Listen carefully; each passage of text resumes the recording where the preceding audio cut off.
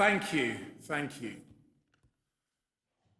At the heart of our manifesto is a promise to listen to you, to implement the decision that you took in 2016 and make sure that Parliament gets to work on your priorities, on the NHS, on education, on ensuring families across the country feel safe on their streets, secure in their jobs, confident about their future. The stakes at this election are high, but the choice is clear. We will get Brexit done.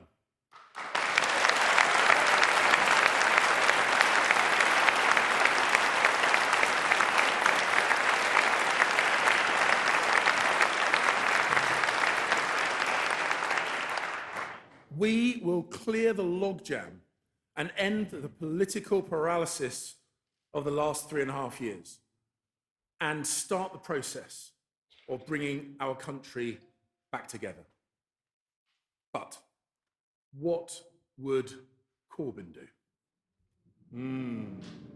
Indeed.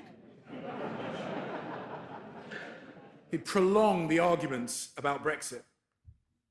More political navel-gazing and infighting, parliamentary games rather than delivering on people's priorities. Labour talk about offering real change, but the kind of change they're offering is not the change we need. Change from a growing economy to a broken one. No, thank you. Change from record employment to dole queues around the block. No, thank you. Change from personal choice and freedom to state-run monopolies. No, thank you. All their ideas, all their policies are rooted in the past. Ours look to the future. Theirs empower the state.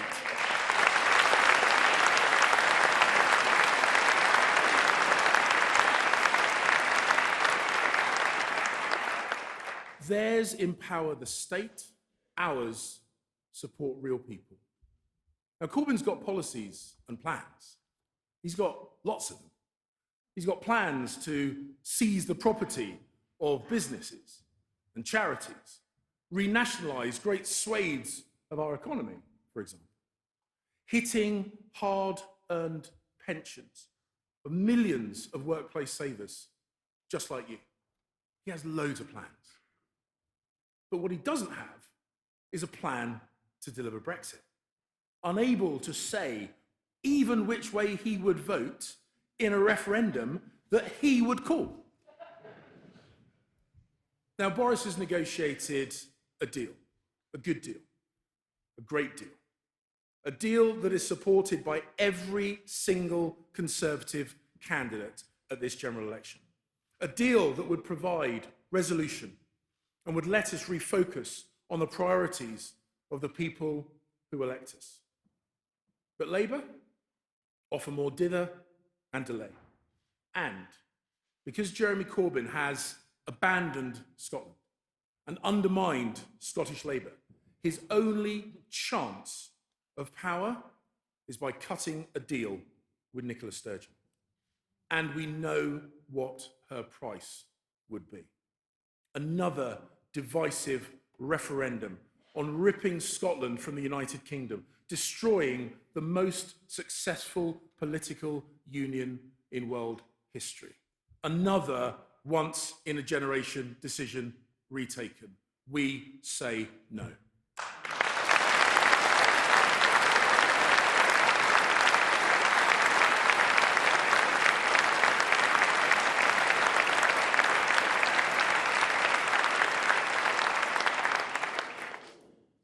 And Joe Swinson? Just as bad. Saying the Liberal Democrats would ignore the 2016 referendum result completely. And we shouldn't be glib about this. We should think, what kind of precedent does that set? Because if you don't respect the vote, you don't respect the voters. Because you cannot bring the country back together if you tell people you will ignore the result of the referendum that they voted in. We need to bring this country back together. And we bring people together by ensuring that communities right across the UK can grasp the opportunities of a world-class education, of a strong economy and a booming jobs market. We bring people together by protecting and investing in the public services on which we rely. We bring people together by unlocking the investment and celebrating and supporting the growing number of businesses in the UK that create our nation's wealth. That is how you bring people back together.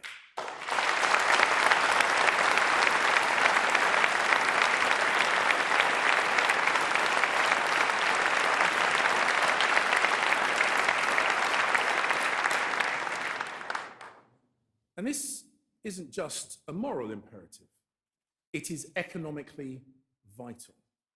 Because, unlike Labour, we have a leader who understands the symbiosis between a strong economy and world-class public services. You cannot have one without the other. We have a leader who is confident in Britain's bright future and eager to help our country grasp the opportunity ahead of us. We have a leader of a party united behind the desire to get Brexit done and serve every community, every region, every nation of the United Kingdom. Our manifesto presents an agenda for government characterised by the energy, by the optimism, by the ambition the Prime Minister is famous for. And you'll be hearing a bit more about that manifesto from him in a minute. But at the general election on December the 12th, let's vote Conservative so we can get on with delivering that positive agenda for Britain.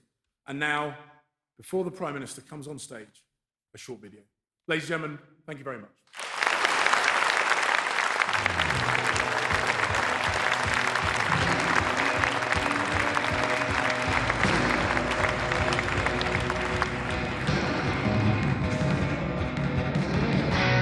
So let's get Brexit done. Unleash the potential of the whole of humanity.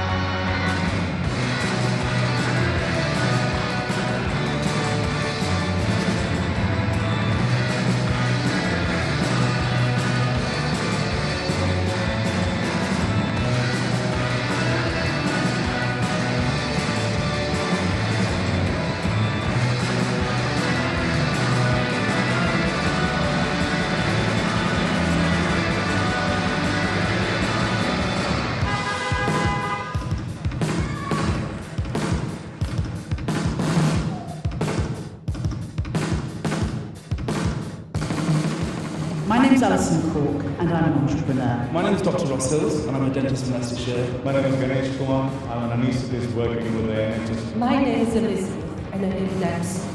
And I support the Conservative manifesto because it supports people like me. This manifesto proves that they're the party of the NHS. It commits to £33.9 billion extra for the NHS, 20 new hospital upgrades, 40 new hospital sites over the next few years. And it's only with our strong economy we can invest in our schools. Thank you so much. Thank you.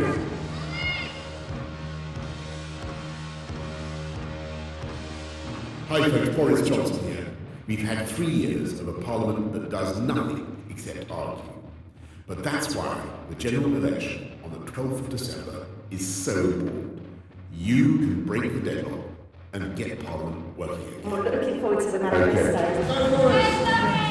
And voters like you will decide the kind of future that Britain has, the kind of future in store for you and your family. And there are 2 very different futures in front of us. You can vote for Jeremy Corbyn or the Lib Dems and get another hung parliament. Or you can elect a parliament that works for you. A parliament that gets stuff done. A future where our NHS has the funding it needs to thrive. A future where our streets are safe as we've got 20,000 more police officers on the beat. A future where every single child gets a world-class education, no matter where they go to school. And that's why I'm backing the Conservatives at the election. Come December 12th, I'll be supporting the Conservatives. We want to feel the government is behind us and the Conservatives are.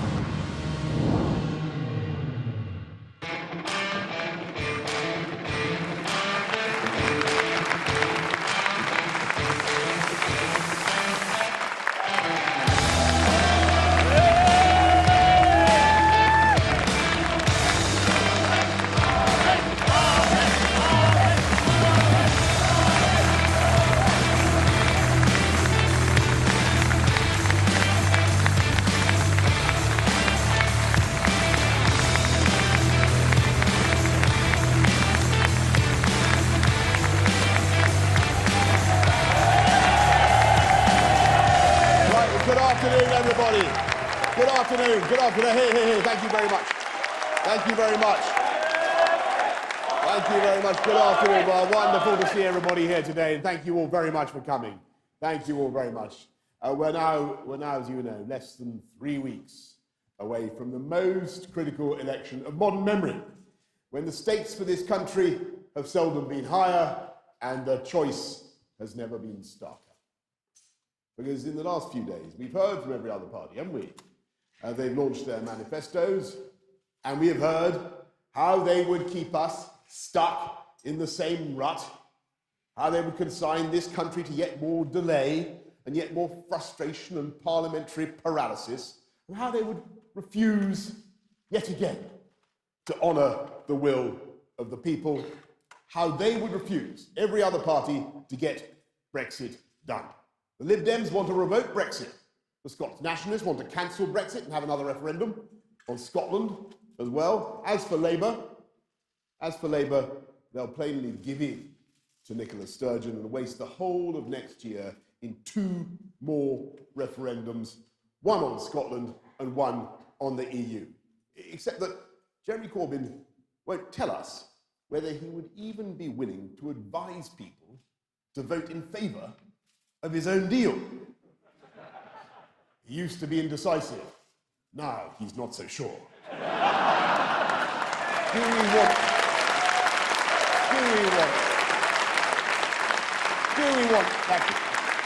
want that kind of leadership, my friends? Do we want more delay? Do we want more dither and drift and deadlock and division? Do we want 2020 to be another year of defeatism and despair? No, we don't. We want to move forward because this country has an incredible future. And here it is, I believe, as at least the partial blueprint for that future. Here is the route map to take us forward. Because unlike any other party standing at this election, we're going to get Brexit done. With a deal that is pre-cooked, ready to go, oven ready, as I keep saying, approved not just by our friends in the EU, but by every single one of the 635 Conservative candidates standing at this election. A deal that will allow us to deliver absolutely all the opportunities of Brexit, from free ports to free trade to cutting VAT on sanitary products, improving the welfare of animals. Get Brexit done, and we can restore confidence and certainty to business and to families. Get Brexit done, and we'll see a pent-up tidal wave of investment into this country. Get Brexit done, and we can focus our hearts and our minds on the priorities of the British people. Because it is this one nation Tory party that is already embarked on the biggest cash boost for the NHS for a generation. And today, in this manifesto, we pledge 50,000 more nurses and their bursaries and 50 million more GP surgery appointments. And today, we make this guarantee to the British people, that we will tackle crime with 20,000 more police officers and tougher sentencing, and that we will sort out our immigration system with a points-based Australian-style system, that we will invest millions more every week in science, in schools, in apprenticeships, and in infrastructure, and control our debt at the same time. And that we can reach, and we will reach, net zero by 2050 with clean energy solutions. And we can do all these things. We can do all these things. Here's the kicker. Here's the really book. We can do all these things without raising our income tax, VAT, or national insurance contributions. That's our guarantee. And in this manifesto, there is a vision for the future. There is a vision for the future of this country in which we unite our amazing country and level up across the country with infrastructure, education, and technology.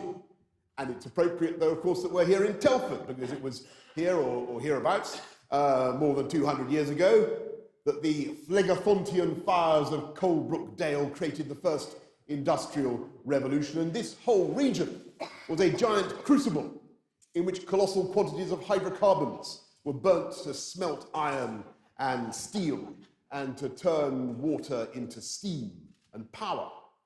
And it's an incredible thing that here, once again, in the West Midlands, a new industrial revolution is taking place. Not by burning coal, not by emitting CO2, but thanks to British ingenuity, we can make electrons swoosh so efficiently from anode to the cathode, I think. Or possibly vice versa, but that's the right idea. That after decades of trying to make electric cars, we can now do it, and we can make electric buses, and it won't be long before we will be making electric or part electric planes. And we in this One Nation Conservative government don't want to wait for this future, because we believe that after 3.5 years of being held back by a broken parliament, it is time to unleash the potential of the whole country and to forge a new Britain. And yes, I'm proud that we have in our national capital the greatest city on earth, but I know, and every survey confirms, that genius, talent, ability, flair are all distributed evenly throughout the United Kingdom. Opportunity is not distributed evenly. And I believe passionately that with education, infrastructure, and technology, we can tackle that unfairness, we can unleash the potential of this whole country, and we can make those investments precisely because we One Nation Conservatives also support a dynamic market economy. And that's why we're cutting taxes for small businesses, and why when people get up at the crack of dawn to prepare their family business, and when people take out a mortgage to fund a new venture, or when they risk everything on a new product or trying to find a new market, we don't sneer at them, we cheer for them. And that is the choice. That is the choice of this election.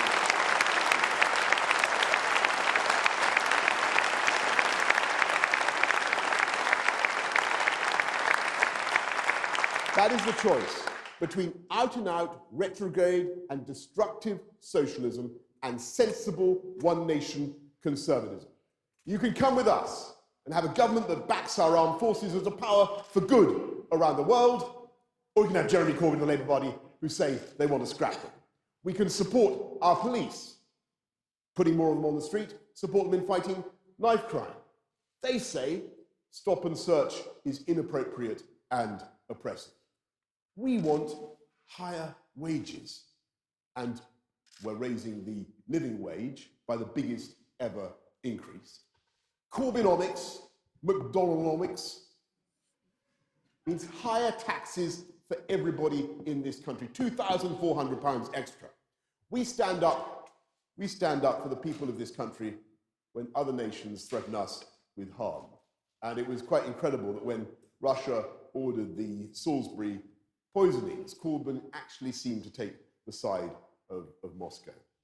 Above all, and here's the most important difference we face in the next few days, we will get Brexit done.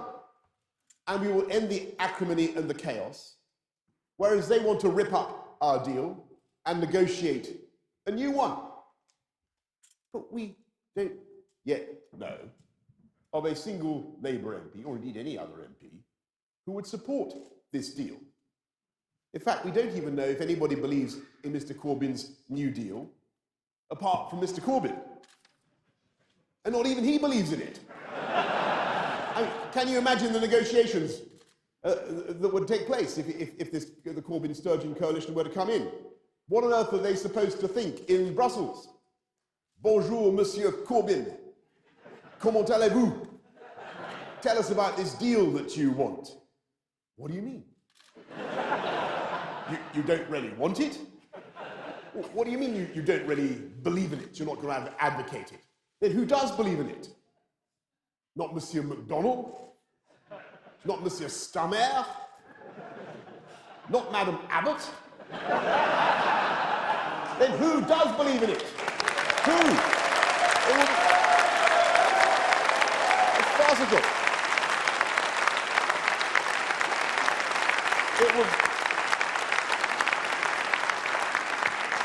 It would be farcical, it would be comical if the consequences of that approach were not so disastrous for this country and for our prospects next year. Let's give that madness a miss. I want you to imagine what the country could be like in just 10 years' time if we can get a working majority on the 12th of December. I want you to look forward to a Britain where the streets are safer, where the air is cleaner, where we've built 40 new hospitals as a direct result of the decisions taken in the last 3 months. A Britain where 10-year-olds are not only doing better at reading and writing and maths, but better across the whole country. And where in 10 years' time, scientists are starting to reap the huge rewards from our plans to double spending on research, from AI, artificial intelligence, to the gigafactory for batteries that we will inaugurate, to new spaceports in Cornwall and Scotland that will send British-made satellites into the heavens and drive one of our most exciting industries. A Britain where we are uniting and levelling up, where great new infrastructure is helping to rebalance the economy, delivering not just Northern Powerhouse Rail and a metro-style system for the whole of the West Midlands. A Britain where left-behind towns have recovered their vibrancy and their commercial life and optimism, with shops and businesses made possible by better transport and fantastic broadband. And then in turn, where better infrastructure is allowing us, better transport is allowing us to build tens of thousands of superb new homes, hundreds of thousands, on brownfield sites, giving young people the prospect of home ownership that they currently don't have, and which every survey shows is what people in this country want. A Britain where the landscape is made more beautiful by the planting of millions of trees that will also help us to deal with climate change. And in 10 years' time, I confidently prophesy that people will be passionately proud of their Scottish identity and their Welsh and Northern Irish, and yes, their English identity. And that will be a great thing. But we will also all be citizens of a proud, strong, and whole United Kingdom. More united.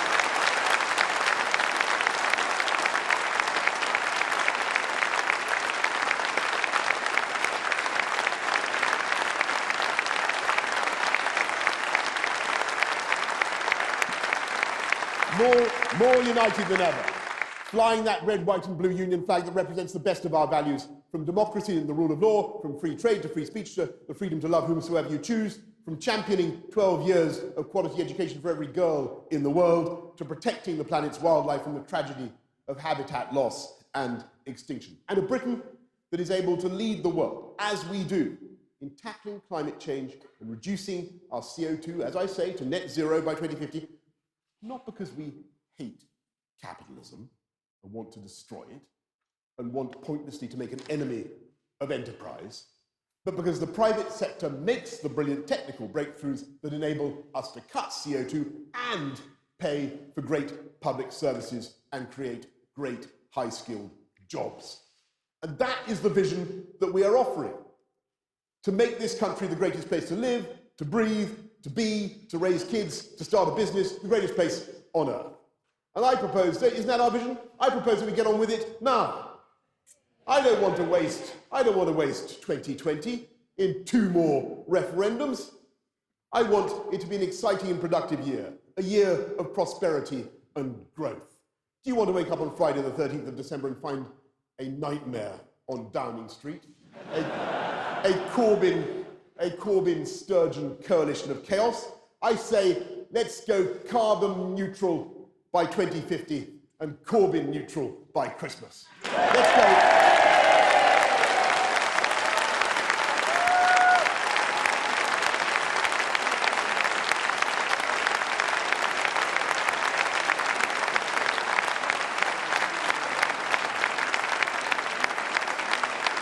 Let's go. Thank you, Margaret. Let's go for sensible, moderate, but tax-cutting, one-nation, conservative government and take this country forwards. Thank you all very much. Thank you. Thank you.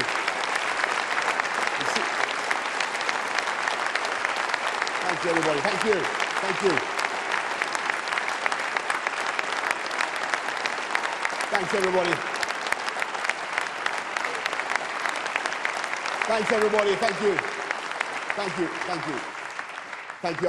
We're going to take some questions from the media now, and I'm going to go first to Robert Peston of ITV, if he's here. Robert. Mr. Johnson, you're proposing £3 billion a year of extra public service spending compared to Labour's promise of £83 billion a year. Equally, you are proposing £8 billion a year of increased investment compared to £80 billion a year proposed by Jeremy Corbyn. So anybody who wants to see a definitive end to austerity, improvements in public services, they're going to vote for Labour, aren't they? Well, Robert, I couldn't disagree with you more, because if you look at this agenda, it is a radical agenda. This is a new Conservative government. By 2023, you will see, as a result of the decision we're making, a 29% increase in spending just on the NHS. The funding we're putting into the NHS, which we will begin, and we will continue as soon as we're back in Downing Street. If I'm lucky enough to be back in Downing Street in December, we will be investing, as I say, the biggest ever cash boost to the NHS. 50,000 more nurses, 50 million more GP appointments, and we're bringing back the bursary for nurses as well. I believe absolutely passionately that it's our job as One Nation Conservatives to support a step change in funding of our great public services, particularly the NHS, and that is what we're going to do. And yes, of course, it is true that we're doing it in a sensible way, and we're making big commitments now. We're making big commitments over the lifetime of the Parliament, and particularly on public services and infrastructure. But we can only do that because we manage the economy sensibly, and we have a dynamic and growing economy. And I'm sorry to say,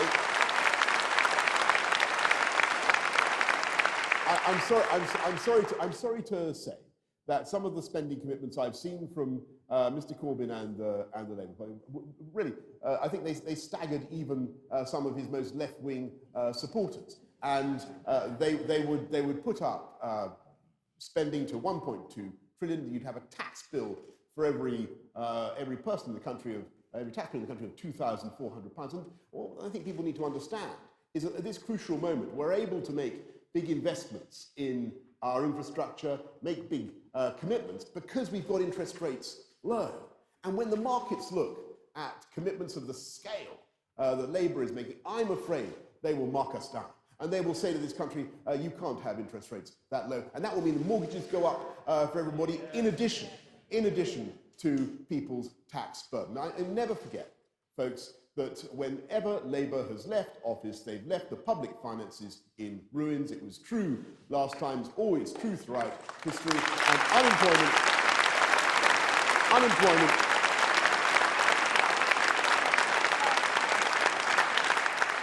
And unemployment always ends under a Labour government higher than when they began.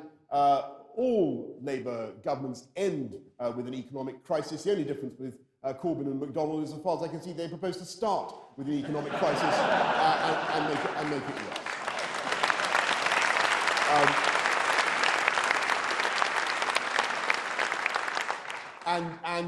And never forget that they would miss the golden opportunity to get Brexit done, because that is what is really going to lift the inertia and uncertainty from our economy next year, get it motoring in the way that that we want, and they would squander that year in yet another referendum on the EU and another one on Scotland, which would not only be politically and democratically damaging, but economically disastrous as well. So next, please, Laura Koonsberg from the BBC.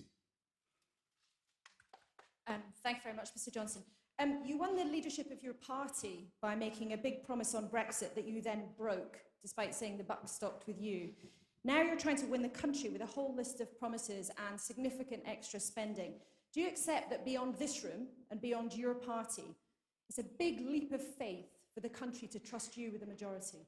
Well, Laura, obviously we're working very hard to secure a working majority because and get a parliament that works for the people of this country, because I think that yes, it's perfectly true that Parliament did vote to stop us from leaving the European Union in the way that I wanted on October the 31st. That was a decision taken by Mr. Corbyn, Joe Swinson, the Scottish nationalists. They decided to vote against our plan to come out. We have a great deal to do that now. And, you know, I think the biggest issue at this election is really whether people have any confidence in politics anymore. And I think the reason that confidence and trust in politics has been so undermined is because for 3.5 years, they've seen politicians engaged in constant prevarication, procrastination, dither and delay, when the people of this country voted to get Brexit done. And we are the only party.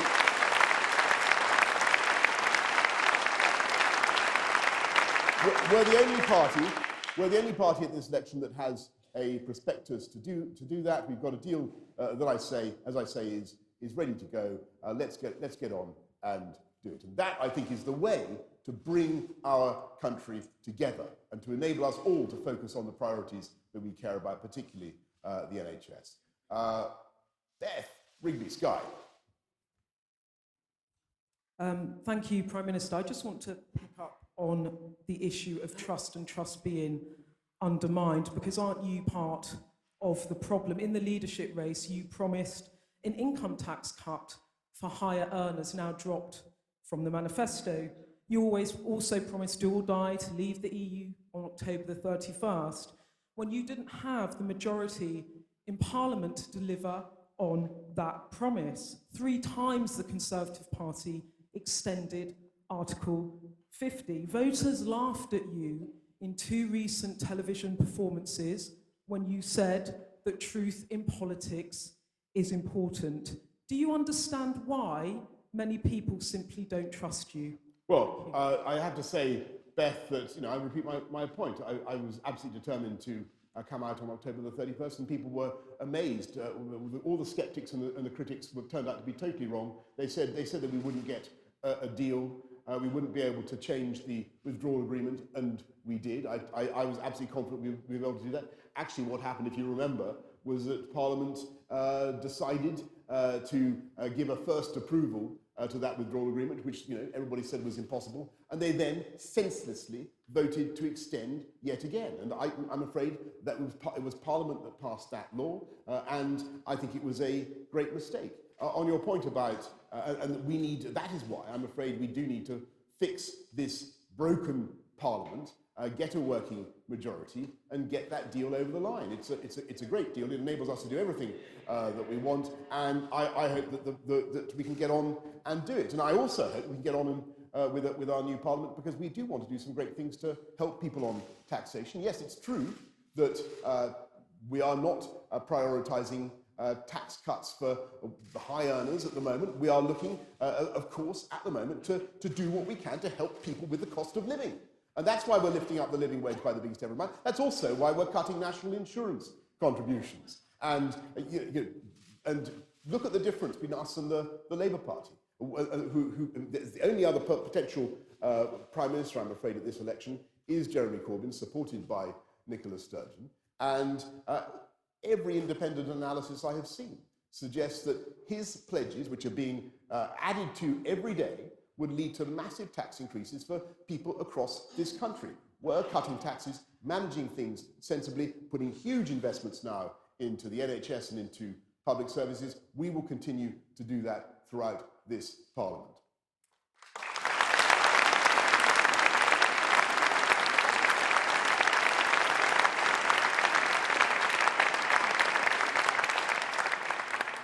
Nick Humphreys from the Shropshire Star. Good afternoon, Mr. Johnson. So, when Jeremy Corbyn came to Telford recently, he pledged to save the A&E in Telford. It's one of the primary concerns for people in our patch. What's your response to that? Well, thank you, Nick. And I'm looking at Matt Hancock here because I know that that we have kept the A&E open, and we will ensure that it is open, and I will absolutely insist on that. And I know that Matt will be very happy to give you more details about that afterwards, but we will certainly make sure the A&E in Telford is kept open.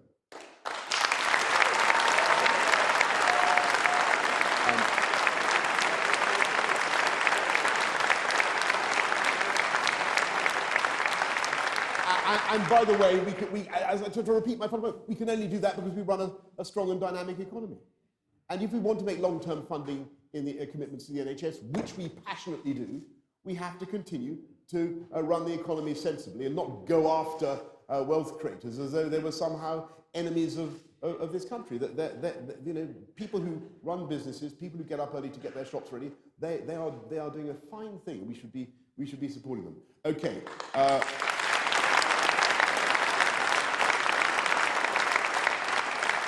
Tom Newton-Dunn of The Sun.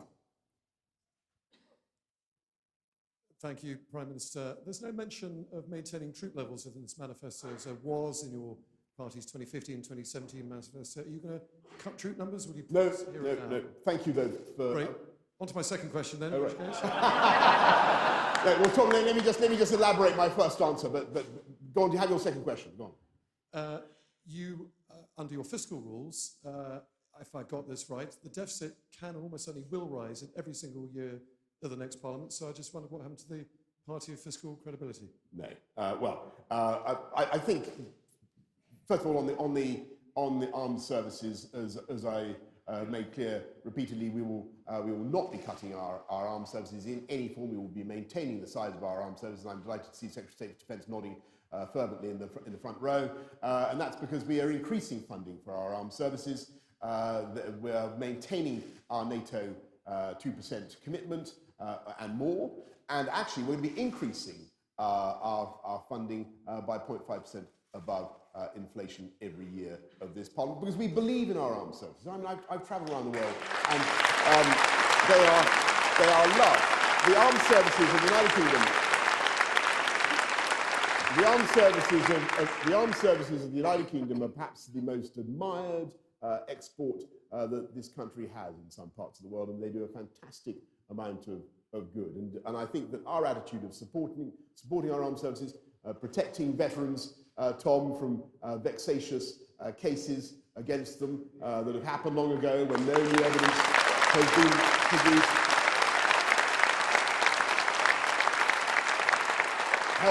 helping military families with the cost of childcare. Our attitude is to support and to protect our armed forces, and I contrast that with Jeremy Corbyn of the Labour Party. I think Mr. Corbyn has at various times said that he would disband our armed forces and cannot envisage the circumstances in which he would want to use them. So there is a sharp distinction there. And on your point about fiscal discipline and prudence, we are maintaining fiscal discipline. But this is, and we will keep debt coming down. But you are, you heard that I was attacked from the other end of the spectrum just now by, well, not attacked, but invited to comment from the other end of the spectrum by Robert. We are doing this sensibly. This is a new government. It's a very active government. It's a very dynamic and positive government. We believe passionately in the future of our country and its ability to do great things. We think now is the time to invest in our public services, in education, in the NHS, and in infrastructure, but to do it in a way that maintains the long-term prosperity of the UK economy, and that is what we will do. Gordon Rayner, Daily Telegraph. Thank you, Prime Minister. During the leadership campaign, you made a very eye-catching pledge to raise the higher rate of income tax from 50,000 to 80,000, the threshold. You've now dropped that. Are you taking traditional Tory voters for granted? And if not, is there anything you can offer them beyond what's in the manifesto? And just secondly, a quick question. Can you set a date on when Britain will leave the EU? Well, thank you, Gordon. First of all, I haven't lost any of my tax-cutting zeal. Just so you know, and when I was running London, we cut our share of council tax. I believe in cutting taxes where you can, and that's why we're cutting taxes on national insurance, which, by the way, helps everybody in the country, every taxpayer in the country. That's why we raised the personal allowance. We believe in cutting taxes, but I think at this particular juncture, when people, as a result of the economic disaster left by the last Labour government, when people have been going through some quite tough times, and when people want to see spending on the NHS now, I think it is right to focus our tax cuts on people who need them most. And I hope you will agree with that. That doesn't by any means... And yes, of course, we're cutting taxes. And we're cutting taxes on SMEs, on businesses, on cutting business rates on the high street to stimulate growth and employment, because that's also the right thing to do. Because as I say, we're a party that believes in driving a dynamic economy, and that is the way forward. And Gordon, you asked another question, which is momentarily. On the day, let's be clear. As soon as, if we're lucky enough to be returned with a working majority on December the 12th, December the 13th, then as I say, we have this deal ready to go. It is, you know, just add water. Put it, it's there. We can then get the whole thing completed in a matter of days, if not weeks, and we're out by January the 31st. And I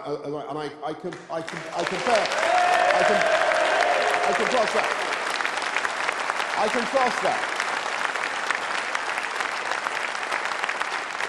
And I contrast that with the miserable, lackadaisical timetable of Mr. Corbyn, who would have another negotiation for another 3 months, then a 6-month referendum campaign. You know, I've made the point already about the great vacuity, the nullity, the vast inanition at the heart of his policy on Brexit. We still don't know what he'd even try to achieve through this second referendum, this second deal, apart from dither, delay, more uncertainty at the cost of the whole UK economy. So we'll get it done. We'll get it done in just a few weeks' time. Jason Grove, Daily Mail. Thank you, Prime Minister. A few months ago on the steps of Downing Street, you said you had a plan to solve the long-term crisis in social care. There's no sign of that in this manifesto. There's a bit of money to stop the system falling over and some warm words about the future. But we've had a long line of PMs who talked big on this and ended up bottling it. I mean, are you going to join them, or can you give us a cast-iron guarantee today that by the end of the next Parliament, you will have in place a long-term system, not just a sticky plaster? Yeah, look, I mean, Jason, since this new government came into office, we've allocated about £1.5 billion towards addressing the social care issue, both for adult and child social care, and helping local councils with the huge pressures that they face. We're going to put another £1 billion every year in the life of the Parliament into fixing that. But what we're also going to do is do what I think people in this country would expect us to do, which is to build on what I think is a growing national consensus about the way forward. And we will reach out across party, and we'll be optimistic in a way that we do that. Try to bring people together, and we will have a long-term plan that achieves two things. First of all, ensures that everybody has dignity and security in their old age, and secondly, that nobody has to sell their home to pay for the cost of their care. And that will be our policy, and that is the right way forward for this country.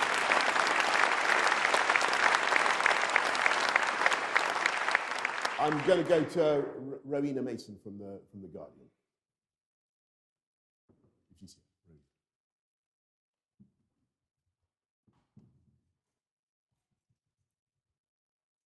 Rowena Mason from The Guardian. Can I ask about the Conservative Party's decision to change its online Twitter feed to fact-checking UK as an example of it's been accused of being fake news. Does that undermine trust in the Conservative Party? Well, Rowena, I'm afraid that the Twitter sphere is not really my province. But what I can say is that I'm informed that the Labour have some sort of operation which is very similar to this. But I haven't followed this Twitter stuff with perhaps the attention that you would like, Rowena. I will apprise myself of the detail of this. But when it comes to, as I say, when it comes to trust in politics and the facts of this election, what we need to know, there is one giant fact which we continue to chase down. There is one elusive, like the hunting of the snark, or the quest for the answer to Fermat's last theorem, or the riddle of the Sphinx, or the Bermuda Triangle. We still, the one fact, the one that we wish to discover, the one hard crouton of fact that we search for in the great minestrone of Labour's policy on Brexit, is what is the position of the leader of the Labour Party on whether he wants to come out of the European Union. And I have to say, if you cannot answer, if you cannot supply a fact like that at this stage, with barely 18 days to go before polls open, I do not see how you can credibly take this country forward next year, or credibly get a deal with the European Union. That is the issue. We don't know.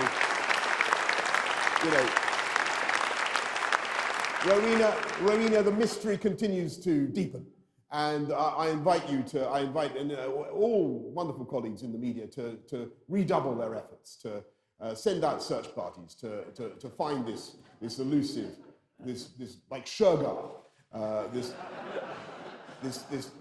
fact that I think a great deal depends on members of the public would be fascinated to know, because unless we know that fact, it is very, very hard to make sense of anything that Labour says about their plans for next year. Listen, everybody, thank you all very much. I want to say this is going to be a very, very important election. It's going to be a very, very close fought, election, and we must contest every seat and campaign for every vote, and make our case respectfully and humbly to every elector. That what we want to do, and I think you've heard it from me already, but what we want to do is very, very simple. We want to honour the democratic processes of this country. We want to do that because it's the right thing in itself, but it's also right for our country and for our economy now, because we want to focus on the priorities of the British people. Above all, the NHS and the cost of living. We want to get Brexit done and unleash the potential of this whole country. Thank you all very much.